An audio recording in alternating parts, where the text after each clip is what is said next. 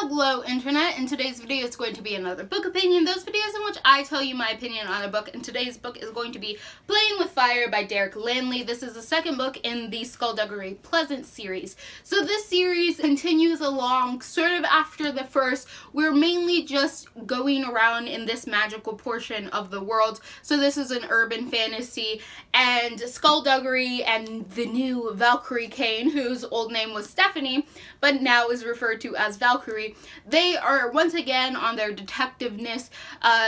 There is another group rising up. There seems to be a pattern of like an old war that was damped down and is now peaceful times. However, people from the losing party keep rising up because they want to bring back the evil gods of some sort. And this kind of ties into Valkyrie herself because she is the descendant of some very important people. So in the course of this book, we are fighting against another evil magician, much like the first book, who is trying to raise a different sort of evil god or has sort of different plans. So it's like this whole corruption that got started in the first book, and we're slowly working our way through it.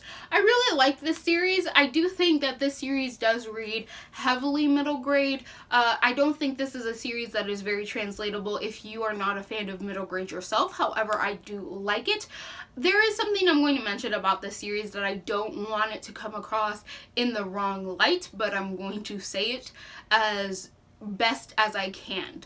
So when I was a kid reading books, it was very gender specific in each case. Like boys led in boy roles and they had boy adventures, which included things like skeleton detectives fighting evil wizards and stuff. And then if you found a book with a female main character, a lot of that book, even if she went on like really amazing adventures, focused a lot on her femininity and how female she was. So if she was placed in a world that was more masculine, it was her constantly proving that she was a girl and like girl power.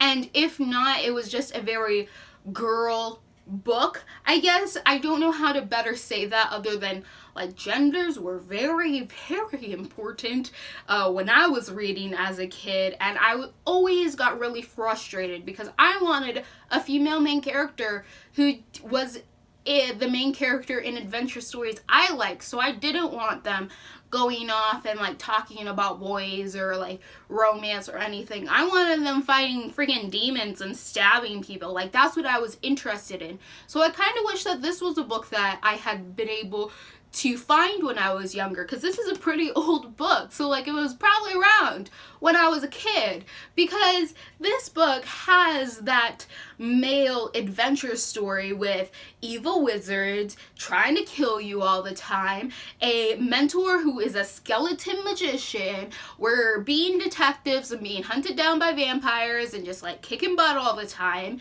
except the human character, the main character, is a young girl, and she is having this male quote-unquote adventure. And I'm really happy that this book existed in that time, which like just ruins that idea like that guys can't emulate with female main characters, or that to have a main character who is female you have to make it all about her being a girl, which is very, very common in old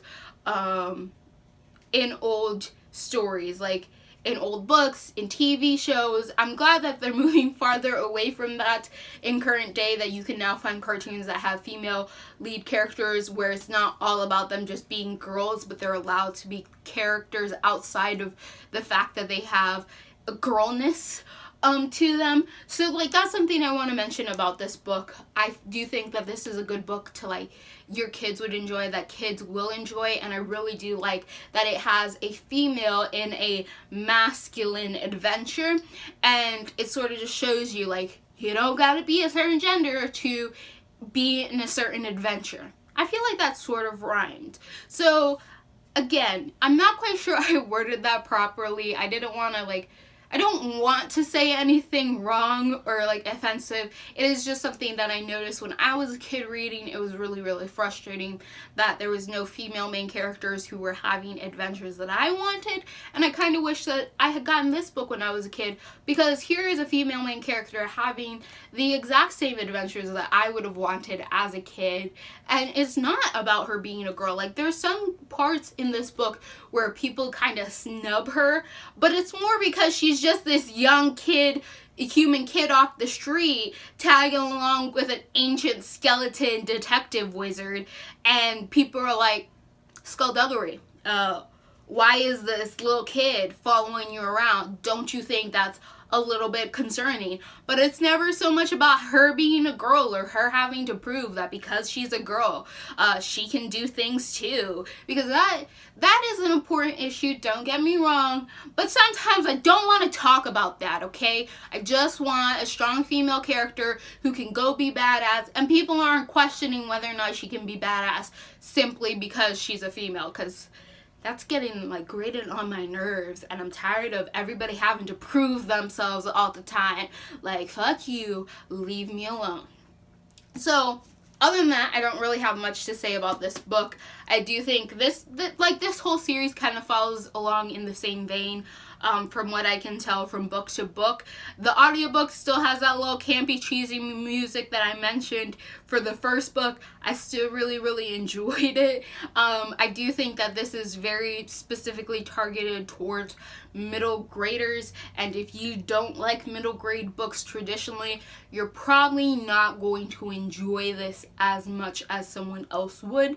So, that is all I have to say on that. If you like what you're seeing here and you want to continue to see more, click all those buttons down below, and goodbye, internet.